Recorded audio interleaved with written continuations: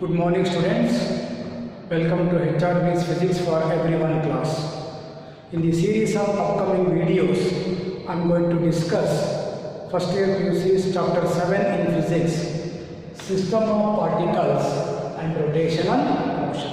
In this chapter, we are going to learn rotational equivalent of all the physical quantities we learned so far. So let us begin our discussion with system of particles.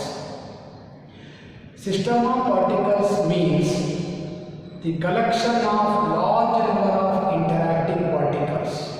You know, in general, a body has large number of particles.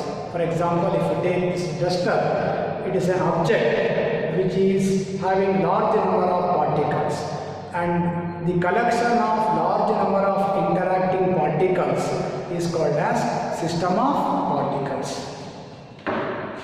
So let me know what is a rigid body. A rigid body is one in which distance between all pairs of particles remains unchanged during its motion when subjected to external force. When a rigid body is subjected to an external force, it's the distance between all pairs of particles remains same. That's why we call that body as rigid body, and moreover its shape or size do not change when subjected to an external force during its motion. So a rigid body can have two types of motion. One is translational motion and another is rotational motion.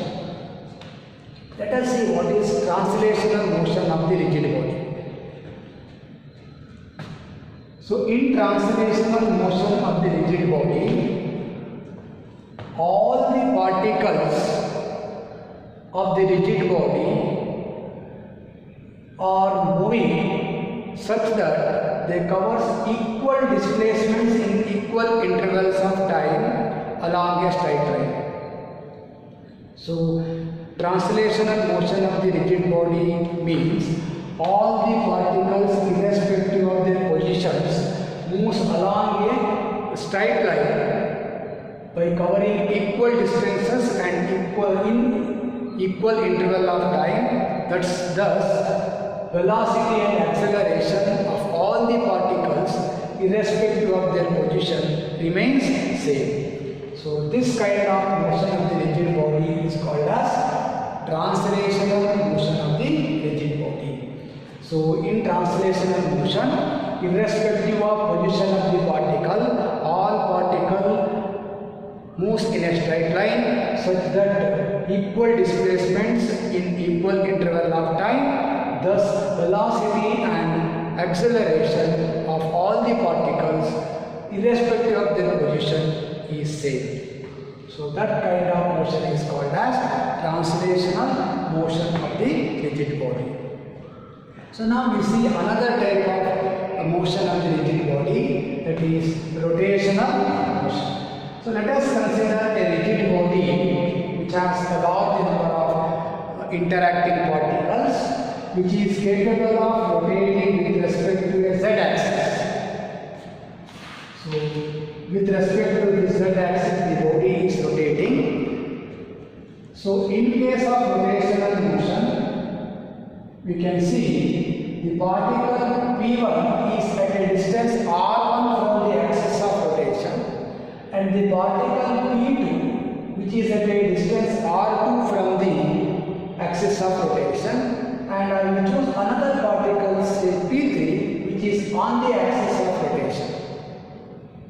So in case of rotational motion of the rigid body, all these particles irrespective of their positions, they move with respect to an axis in a circular path, which means all particles describes a circular path with the axis of rotation of the rigid body as their centers. So this kind of motion is called as rotational motion of the rigid body. Very interestingly, all these particles moves in circular orbit with the axis of rotation is at the center of the circular path, but since they are at different distances from the axis of rotations, their linear velocities are not same. They possess different linear velocities because they are at a different distance from the axis of rotation, but they move with the same angular velocity as that of this rigid body. Thus, in case of rotational motion, all particles, irrespective of their position, they rotate with respect to the same axis called axis of rotation with a constant angular velocity, but all these particles will have different linear velocities because they are at different positions from the axis of rotation. For example, velocity of the particle, linear velocity of the particle P1 is different, linear velocities of particle P2 is different, whereas the linear velocities of the particle P3 is 0 because it is on the axis of rotation. It is at rest with respect to this axis of rotation, but remember, all these particles will rotate commonly with respect to an axis of rotation, thus they have same angular velocity.